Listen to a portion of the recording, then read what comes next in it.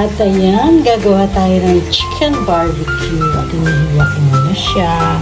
Tapos, lalagyan natin ng mga ingredients.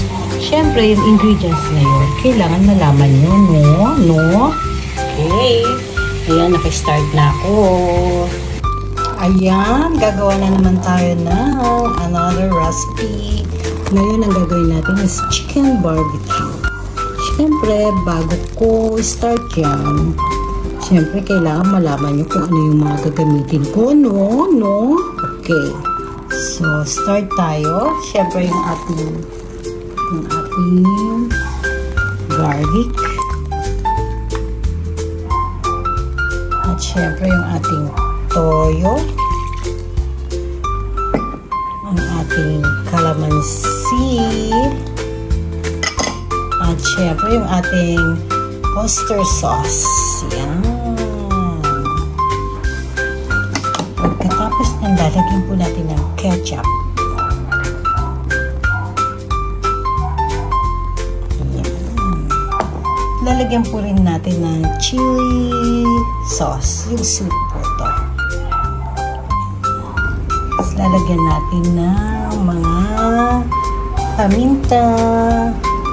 Mga halo-halo na po yan. Bali, ano po ito, yung para siyang pang barbecue siya talaga. Lagay ko may nabibili rin dito yan parang seasoning siya yan. Okay, so imimix natin yan at meron pa tayong isang ilalagay. Tapos nilagyan po natin siya ng konting sugar, yung red sugar. Ang magandang ilagay dyan. Tapos lalagyan nyo po ng pineapple powder. Ayan po.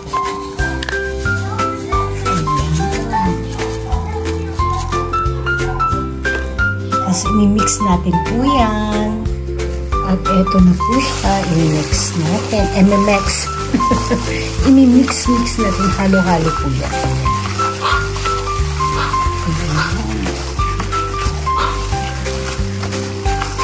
Mas maganda po yan overnight. Pero siguro mga 2 hours pwede na po yan. Tapos pakita ko sa inyo mamaya pagka inihaw na natin siya. Tapos yung sauce niyan, yan ang gagawin natin na pangpahit. Okay.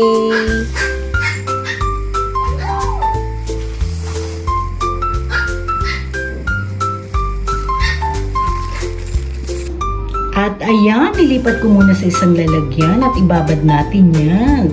Alam nyo, mas masarap po yan kung overnight. Pero, basta, yummy yan. Tapos yung sauce niyan, yan po yung ating gagamitin. At pasensya na rin po kayo dahil yung aming bunsong aso ay sumasama sa ating vlog. Okay. At ayan, ito na yung binabad natin ng chicken barbecue. So, gagawin natin dito ay, syempre, tutusok natin dito. Hindi matatawag na barbecue yan pag hindi siya nitusok dito. Tapos, ito na siya. Kakamayin ko na dahil malinis naman po ang aking kamay. Yummy na naman ito. At ayan na yung ating barbecue. Tapos na natin tusukin. So ngayon gagawa tayo ng sauce na habang binabarbecue natin siya, yun yung pinapahit natin. So, ayan. Papakita ko sa inyo. Bali yung gagawin natin na sauce, yun yung pinagbabara natin. Okay? So, let's go! At ito yung ating pinagbabaran. Palagay natin yan.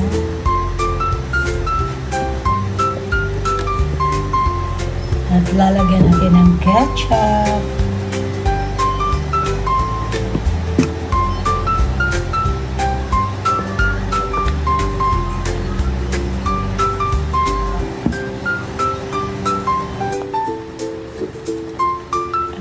Yung ating ketchup kasi kanina po hindi pa siya masyadong lalabas yung ketchup pero ito na siya. Ayan. Tapos lalagyan po natin yan ng chili sauce.